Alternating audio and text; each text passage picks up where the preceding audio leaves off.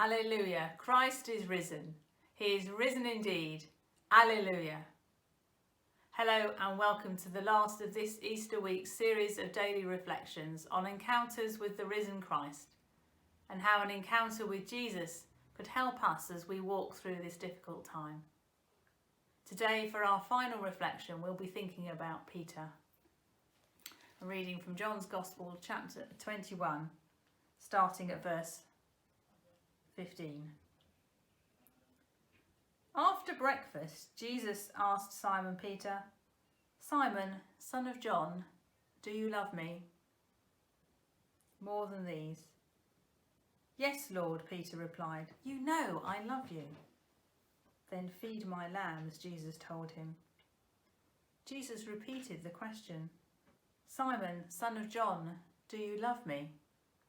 "Yes, Lord," Peter said, "you know I love you." "Then take care of my sheep," Jesus said. A third time he asked him, "Simon, son of John, do you love me?" Peter was hurt that Jesus asked the question a third time. He said, "Lord, you know everything. You know that I love you." Jesus said, "Then feed my sheep. I tell you the truth, when you were young, you were able to do as you liked. You dressed yourself and went wherever you wanted to go. But when you are old, you will stretch out your hands and others will dress you and take you where you don't want to go." Jesus said this to let him know by what kind of death he would glorify God. Then Jesus told him, "Follow me."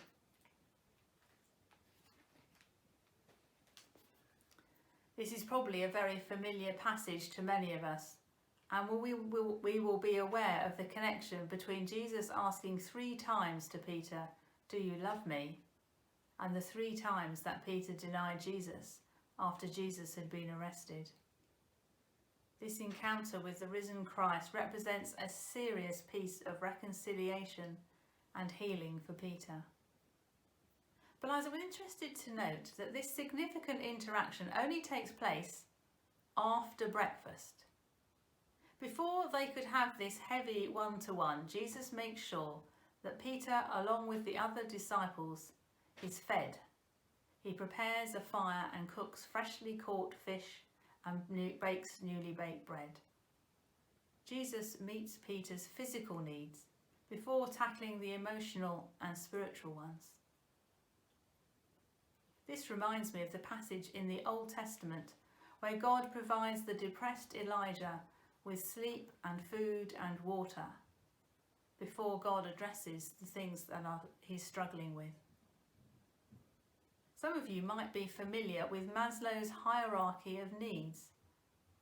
This psychological theory states that humans are only able to address higher needs, such as self-esteem and self-actualization, after more basic needs, physiological ones including food, water and sleep and physical safety, have been satisfied.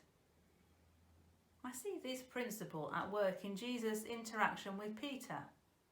Jesus understands that Peter needs to meet his basic physical needs before he's ready to do some hard emotional and psychological work. This, I think, should be a reminder to us as we go through this difficult time that we need to ensure that we're looking after our basic physical needs to ensure that we can deal with the emotional and psychological ones. We need to ensure we are following a good pattern of rest and activity.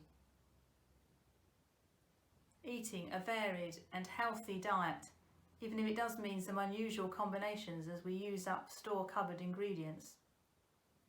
And building in some form of exercise, whether that is our 1-hour escape from the house, doing some gardening or working out with Joe Wicks. Surely there are other instructors as well. Anyway, looking after our bodies is an important spiritual discipline.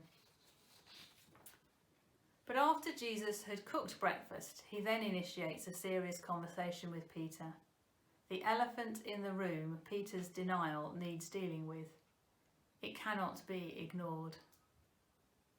It could have been tempting for Jesus just to carry on as if nothing had happened. It might have been easier for Peter to avoid talking about the painful episode. But if it wasn't tackled, it would always have been there between them, under the surface, unresolved. So in the conversation Jesus has with Peter, the issue is recognised and tackled. Although painful, this interaction brings healing and reconciliation to Peter. In our relationships, let's ask Jesus to help us to have the courage to tackle the difficult issues we would rather avoid, especially as we go through this difficult time that makes emotions all the more heightened. It also makes me think that when eventually we come out the other side, it might be tempting to just rush to return to normal, to leave behind the things that we found hard. But it will be important to recognise and acknowledge what we have been through and the toll it has had on us. Experts have described this pandemic and its effect on us as a trauma we are all experiencing. There will be a need to seek healing and restoration, to grieve for the losses we've experienced, to recognise the changes it has brought in us. Things will not be able to just return to normal. We will need time to readjust and make sense of all that has happened. I pray that we may give ourselves permission to tend to our basic needs, to ensure that we are looking after ourselves at this time. May we know the risen Jesus being there alongside us, helping us to acknowledge our trauma and receive his healing. May we know the power of his new life, changing and equipping us. Alleluia! Christ is risen. He is risen indeed. Alleluia!